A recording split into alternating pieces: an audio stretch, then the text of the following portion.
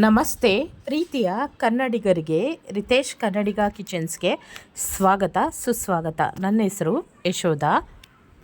ಇವತ್ತಿನ ರೆಸಿಪಿ ಬಂದು ಬಾಳೆಕಾಯಿ ಫ್ರೈನ ರಸ ಅನ್ನ ಮತ್ತು ಮೊಸರನ್ನದ ಜೊತೆ ತುಂಬ ಚೆನ್ನಾಗಿರುತ್ತೆ. ಮಾಡ್ಕೊಂಡು ನೋಡಿ ಯಾವ ರೀತಿ ಇರುತ್ತೆ ಅಂತ ಹೇಳಿ. ನಾನು ಇಲ್ಲಿ 2 ಬಾಳೆಕಾಯಿನ ಉಪಯೋಗಿಸಿ ಮಾಡ್ತಾಯಿದ್ದೇನೆ. ನೋಡಿ, ನಾನು ಈ ರೀತಿ 2 ಬಾಳೆಕಾಯಿ ತೊಗೊಂಡಿದ್ದೀನಿ. ಇದನ್ನು ನೀಟಾಗಿ ವಾಶ್ ಮಾಡಿಕೊಂಡು ಇದ್ರ ಮೇಲ್ಗಡೆ ಇರೋಂಥ ಸಿಪ್ಪೆನೆಲ್ಲ ತಕ್ಕೋಬೇಕಾಗುತ್ತೆ.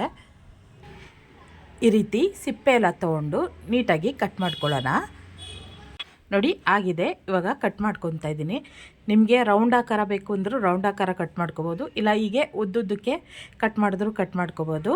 ಅಥವಾ ನಾನು ಇಲ್ಲಿ 2 ಭಾಗ ಮಾಡಿ ಕಟ್ ಮಾಡ್ಕೊತಾ ಇದ್ದೀನಿ. ನೋಡಿ, ಈ ರೀತಿ ಸ್ವಲ್ಪ ದಪ್ಪವಾಗೇ ಕಟ್ ಮಾಡ್ಕೊಳ್ಳೋಣ. ಈಗ ಇದನ್ನು ಹೀಗೆ ಬಿಟ್ಟರೆ ಕಪ್ಪಾಗೋಗುತ್ತೆ. ನಾನು ಅದಕ್ಕೆ ಒಂದು ಬೌಲಲ್ಲಿ ನೀರು ತೊಗೊಂಡು ಆ ನೀರಿಗೆ ಸ್ವಲ್ಪ ಕಲ್ಲುಪ್ಪು ಸೇರಿಸ್ಕೊತಾ ಇದ್ದೀನಿ. ಕಲ್ಲುಪ್ಪು ಸೇರಿಸಿ ಇವಾಗ ಹೆಚ್ಚಿರುವಂತಹ ಬಾಳೆಕಾಯಿನೆಲ್ಲ ಅದಕ್ಕೆ ಸೇರಿಸಿ ಒಂದು 10 ನಿಮಿಷ ಹಾಗೆ ಬಿಡ್ತಾಯಿದ್ದೀನಿ. ಈ ರೀತಿ ಮಾಡೋದ್ರಿಂದ ಬಾಳೆಕಾಯಿ ಕಪ್ಪಾಗೋದಿಲ್ಲ.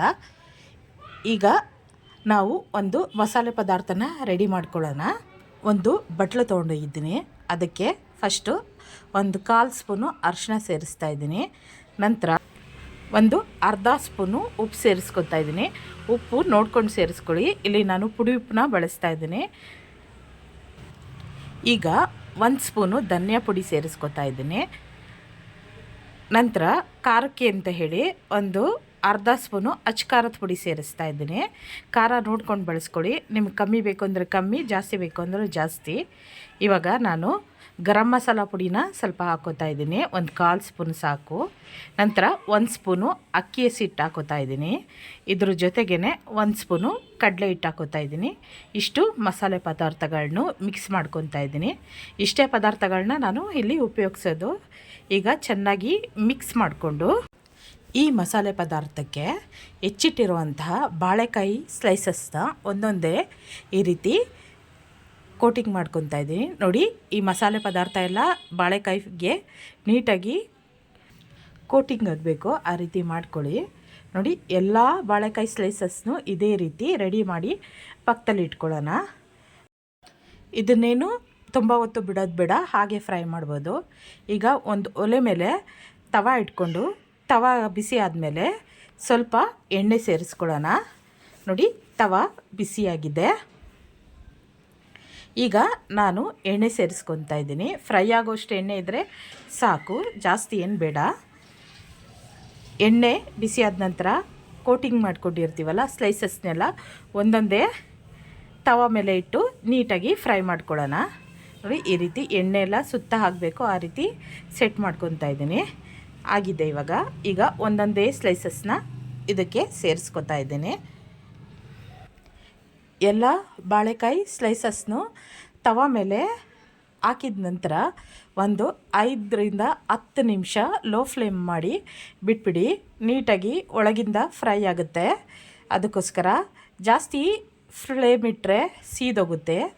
ನೋಡಿಕೊಂಡು ಫ್ಲೇಮ್ನ ಹೈ ಮಾಡ್ಕೊಳ್ಳಿ.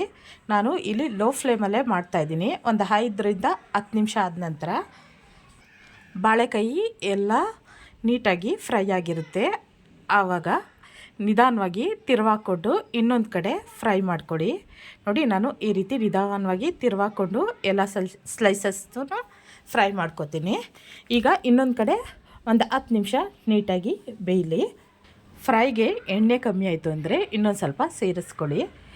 ನೋಡಿ, ಈ ರೀತಿ ಸ್ವಲ್ಪ ಸೇರಿಸ್ಕೊಂಡು ಫ್ರೈ ಮಾಡ್ಕೊಳ್ಳಿ. ನಾನು ಇದ್ರ ಜೊತೆಗೆ ಸ್ವಲ್ಪ ಕರಿಬೇವನ್ನು ಸಹ ಸೇರಿಸ್ತಾ ಇದ್ದೀನಿ. ಇದು ರುಚಿ ಕೊಡುತ್ತೆ ಅಂತ ಹೇಳಿ ಕರಿಬೇವನ್ನು ಸಹ ಸೇರಿಸ್ಕೊಂಡು ಫ್ರೈ ಮಾಡ್ಕೊತಾ ಇದ್ದೀನಿ. ಕರಿಬೇವು ಹಾಕಿ ಒಂದು 2 ನಿಮಿಷ ಫ್ರೈ ಆಗಲಿ. ಬಾಳೆಕಾಯಿ ಫ್ರೈ ರೆಡಿಯಾಗುತ್ತೆ. ನೋಡಿ, ಈ ರೀತಿ ನೀಟಾಗೆಲ್ಲ ಬೇಯಿಸ್ಕೊಂಡು ಫ್ರೈ ರೆಡಿ ಮಾಡ್ಕೊಳ್ಳಿ. ಫ್ರೈ ರೆಡಿಯಾಗಿದೆ. ನೋಡಿ, ಎಷ್ಟು ನೀಟಾಗಿ ಬೆಂದಿದೆ ಅಂತ ಹೇಳಿ. ಬಾಳೆಕಾಯಿ ಫ್ರೈ ರೆಡಿಯಾಗಿದೆ. ನೀವು ಇದು ಮೊಸರನ್ನ, ರಸ ಅನ್ನ ಜೊತೆ ನೆಂಚ್ಕೊಂಡು ತಿನ್ಬೋದು. ತುಂಬ ರುಚಿಯಾಗಿರುತ್ತೆ. ಮನೇಲಿ ಒಂದ್ಸರಿ ಟ್ರೈ ಮಾಡಿ ಹೇಗೆ ಬಂತು ಅಂತ ಕಮೆಂಟ್ ಮಾಡಿ. ನನ್ನ ವಿಡಿಯೋ ಇಷ್ಟವಾದಲ್ಲಿ ಲೈಕ್ ಮಾಡಿ, ಶೇರ್ ಮಾಡಿ, ಸಬ್ಸ್ಕ್ರೈಬ್ ಆಗಿ. ಧನ್ಯವಾದ ಗೆಳೆಯರೇ.